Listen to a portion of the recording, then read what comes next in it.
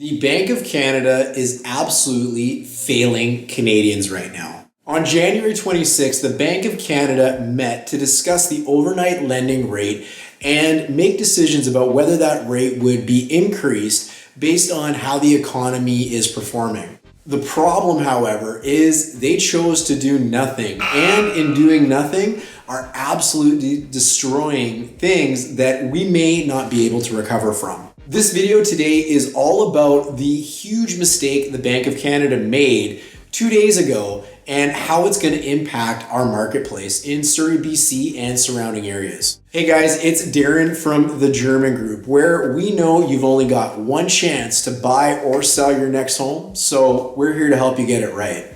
You can see behind me here, I am at an open house just before it's starting at one of our awesome clients, and I figured I would shoot a quick video to get out to you guys. Every time someone hits that subscribe button, a baby puppy is born. And not only if you like baby puppies, we work really hard on these videos to bring you guys incredible content. So the more that this message can get out to other people and share it with them as well. Lastly, if you're buying or selling a home, be sure to check the description below for links to our 4 ways to find off-market properties, an incredible asset to buyers right now when the market is smoking busy, or because the market is smoking busy, the crazy market playbook. This is all about home sellers and how they can navigate these crazy times, maximize their price, and always have a home on the other side. Be sure to check them out. Okay, so inflation is absolutely running out of control, and that is just not limited to the stuff that we buy every day. It's also happening in real estate. For those of you that don't know what inflation is just really how much your money is worth today versus how much it was worth yesterday. As an example, if you had $100 5 years ago, that $100 today might only be worth $95. Inflation is a huge problem if it starts to run out of control. The Bank of Canada typically wants to see about a 2% increase in inflation every year. And this year we are looking like we're about between 5 to 7% currently. In fact, for something fun or scary, depending on how you look at it, you can actually check the description below because there's a link to an inflation calculator from the Bank of Canada, and you can see exactly how much your money is worth today versus how much it was worth in the past. So not only is everything that we buy way more expensive, and you see this in the grocery store, you see this in the items you buy on Amazon or the local shops, it's everywhere. Food prices, everything. But as you likely know, it's also hit homes, and it's hit homes hard.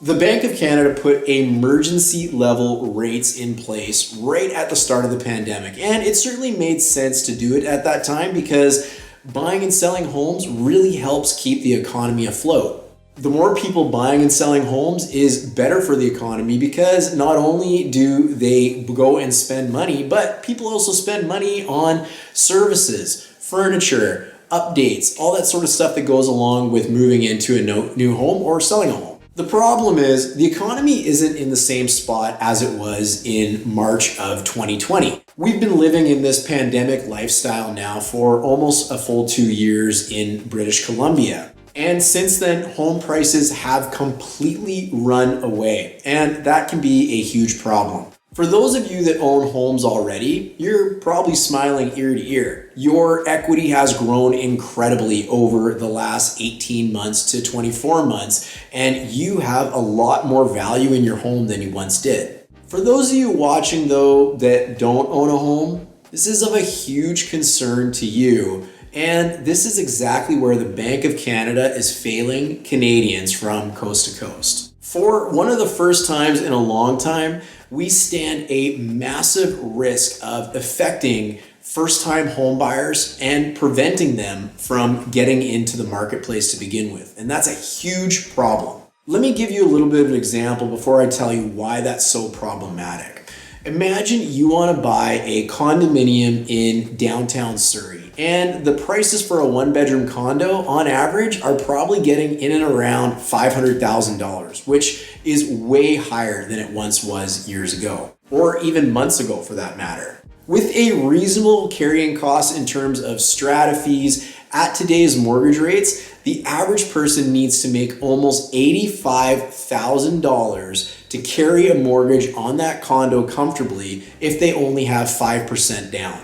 Most first-time buyers only have roughly 5, maybe 10% down. They don't have a lot of money because they're first-time buyers. So you're telling me you can only buy a one-bedroom condo and you need to make $85,000. Well, guess what, everybody watching? Most people in Surrey don't make $85,000. Especially first-time buyers because they tend to be younger or new to the province or country. So what are they gonna buy and where are they gonna live? Rents, just like property prices, have gone way, way up. So this is a big problem. When a first-time home buyer buys a property, they set up a massive chain of events in the sale process, meaning they might go buy a condo and the owners of that condo might buy a townhome and the owners of that townhome might buy a detached home.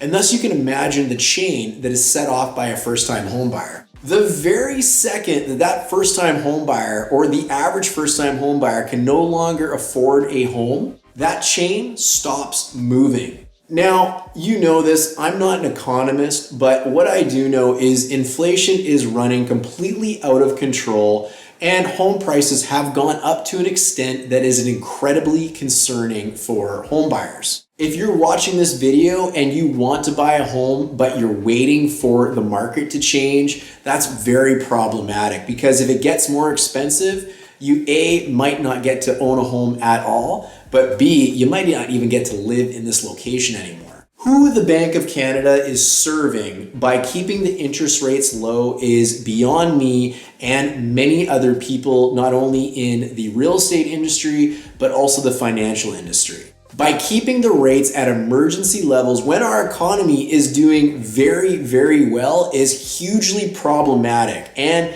this is why the Bank of Canada is completely failing Canadians because first-time home buyers and anybody wanting to generally buy a property is getting completely hosed. The next Bank of Canada meeting is on March the 2nd, and it's highly anticipated that they will raise rates, but it was highly anticipated they were going to raise rates 2 days ago, which they failed to do. You're going to want to keep an eye on this announcement. If you're a homeowner in a variable type mortgage, any rate increase is going to affect you. If you're a first-time home buyer and are still not in the market, this is going to affect you as well as soon as rates go up. So what is the effect of when rates go up? Well, we're going to share that in our next video. So be sure to hit that subscribe button so you get to see it. I'm sorry if this video was a little direct and a little bit of doom and gloom, but what the Bank of Canada is doing is not good for anyone. Be sure to check out the next video. I'm Darren from the German Group, where we know you got one chance to buy or sell your next home, so we're here to help you get it right. Now, this open house is about to start, so I better get back to it. Thanks for watching. Look how pretty this kitchen is. It's a very nice home. If you want to buy it, give me a call, okay?